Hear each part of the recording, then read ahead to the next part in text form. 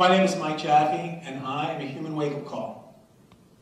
And one of the things I like to do is look around at the world and at the experiences that I've had and try to get as much of the wisdom and the learning and the nuances possible from all of those things around me. And you live with an urgency that people don't live when they're earlier, when they're younger. So what if you were able to go back 5 years ago and do things differently? What would you do differently? But what if you had that same opportunity to rewrite your future? We live like we have endless tomorrows. But let me tell you something. None of us in this room do. Not a single one of us.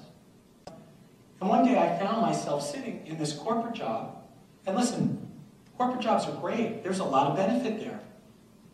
Remember benefit and cost. There's a lot of benefit there. For me, the cost was that I wasn't being accountable for my life at that point. I was being a victim. And I was commuting back and forth from my house to my office, and it was 2 hours each way. 2 hours each way. 4 hours a day to get to and from a job. That for me was, at that time, a job.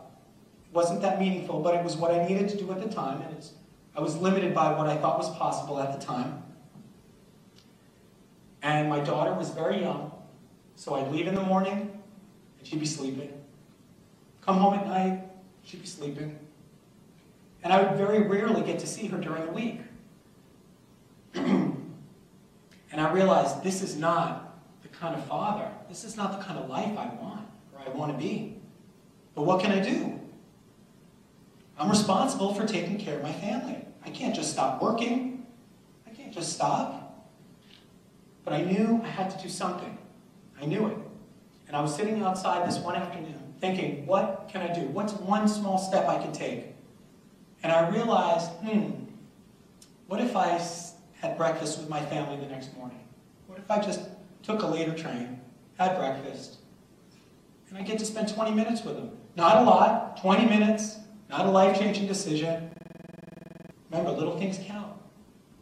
So I was going to make sure that the next morning I was going to have breakfast with my family, have a little 20-minute breakfast, go on the next train, be at work, no problem. And as soon as I made that decision, that's when my life changed.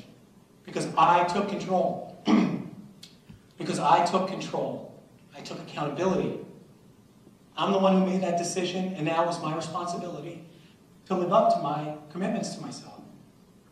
And the whole rest of the day, I felt bulletproof. I went back to my work, and I enjoyed the whole rest of that day. I wasn't doing anything differently, but I felt like the whole world had shifted. It wasn't what I was doing, it was who I was being. That's what had changed. And I felt great. And I told my wife about our plans, and I went home, and the next morning I woke up at my normal time, put on my clothes, and my wife came out, she saw me. She said, I thought we were going to have breakfast. But I had gotten up out of habit, I was ready to go. And at the time, she was driving me back and forth to the train. Well, once again, that's when my mind started acting up, saying, well, can you be late? You're going to get in trouble. She's really young. She's not even going to know that we're having breakfast. What's the point? You can do it any time. Just go to work. Make your train.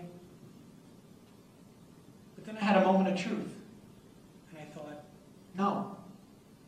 No, that's what I do all the time. How is this ever going to change until I own it? And I said, you know what? The whole point of the morning was to have breakfast together.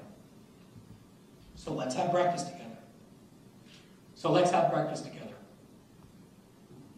So we sat down, had a nice little breakfast. It was a beautiful day. I had just moved out from the city. I remember seeing the squirrels running around. I was looking at my young family. I was so excited. I was so thrilled. It was a moment of appreciation. You ever have those moments of appreciation just when you're really looking around at what's around you, really focusing on that positive space, what's there, not what's missing, but what is really, truly there? That was one of those moments for me. And I got on the train, and I'm looking around, I'm smiling ear to ear, I'm looking around at all these grumpy people that have been beaten down, cranky, unhappy, feeling trapped. And here I am, this ball of smile, this bright light, I'm sure looking very out of place. It didn't matter.